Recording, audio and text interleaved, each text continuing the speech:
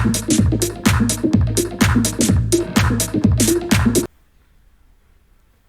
everyone. So in the last lecture we have seen how to choose the target function.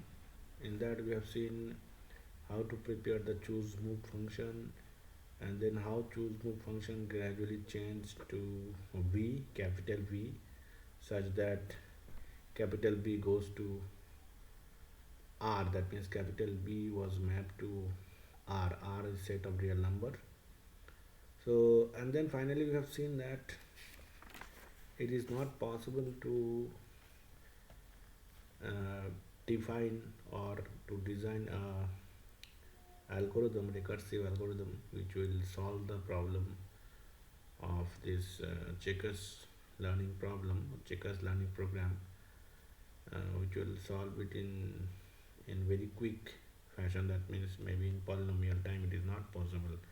So the definition was non-operational, and then gradually we have seen that we often expect the learning algorithm to acquire only some approximation to the target function.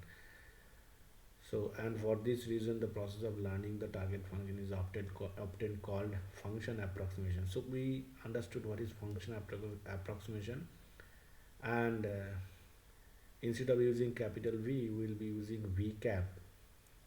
We'll use the symbol V cap to refer to the function that is actually learned by our program to distinguish it from the ideal target function capital V. Now we are going to learn how to choose a representation for the target function. So now we have specified that ideal target function V, capital V. We must now choose a representation that the learning program will use to describe the function V cap that it will learn. So now our target is to represent or describe the function V cap. Okay, so we have many options for that, for the representing V cap. We could, for example, allow the program to represent V cap using large table, first thing, with a distinct entry specifying the value for each distinct board state, or we could allow it to represent V cap using collection of rules that match against features of the board state, or a quadratic polynomial of predefined board features, or even we can represent it by an artificial neural network. Okay, so this is there. So basically with four ways we can represent this V cap, uh, which is I mean, V cap is, our intention is to represent this V cap with four ways: large table, collection of rules, quadratic polynomial function, or with the artificial neural network.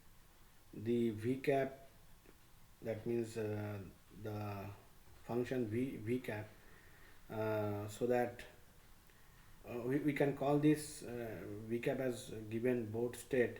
So let us choose a simple representation for any given board state. The function V cap will be calculated as a linear combination of the following board features. So these x1 to x's are the board features, so that with this x1 to x's with this x1 to x's board features, we can actually calculate the function v cap b. Okay, so here you can see that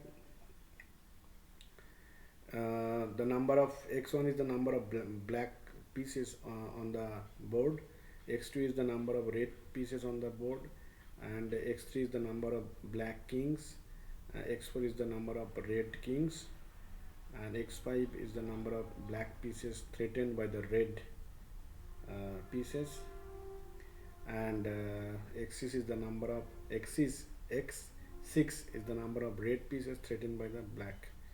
So this is how this x1 to x6 can be represented, and then thus our learning process will represent v1 as a linear combination of the form. So finally the form will look like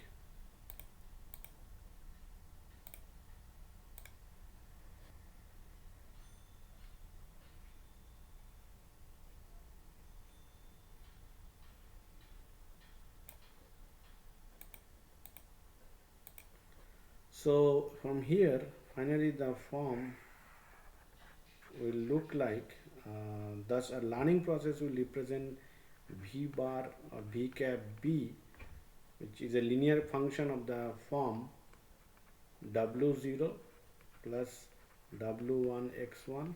This x1 is nothing but number of black pieces on the board. w2 x2, x2 is nothing but number of red pieces on the board. w3 x3, x3 is nothing but number of black kings. w4 x4, x4 is nothing but red kings. Then we have w5 x5, and then x5 is nothing but number of black pieces threatened by red. Sorry, this is w6. So this is w6 x6. This is w6 x6. So w0 to w6, these are numerical coefficient, and this or sometimes it is called weights, and to be chosen by the learning algorithm. So learned value from the weights w1 through w6 will determine the relative importance of the various board features in determining the value of the board, whereas the weight w0 will provide an additive constant to the board value. So which features will be having how much value, how much weightage, that can be determined by this w1 to w6, different values of them. Okay, that we don't have to bother about, that learning algorithm will decide. Okay, so to summarize the choices, design choices, until now we have elaborated the original formulation of the learning problem by choosing a type of training experience, a target function to be learned, and this one, the current one, the representation of the target function. Fine. So you can see that now we are going to see whatever you have learned until now. With that, whether you can represent this checkers learning program. Yes, we can do it. We can represent it in terms of partial design of the checkers learning program, partial design. So first is the task, playing checkers. Second is the training experience, games played against itself. Third one is the performance measure, P, percent of games won in the world tournament. And the fourth one is the training function, which is a mapping from board to R. Board is the board state, and the function is called V, capital V. Earlier we were calling it choose move function, now we are calling it V. And then the conversion happened to the real values, because we are interested to see the actual performance in terms of value, percentage. So it has converted to R. R is the real values. And then finally you have the target function representation, which is V cap B, which can be represented in terms of weights and the features. So features we have taken from x1 to x6, and weights we have taken from w1 to w6. w0 are the numerical coefficient, w0, w1 to w6, they are numerical coefficient, and w0 will be an additive constant to the board value. Okay.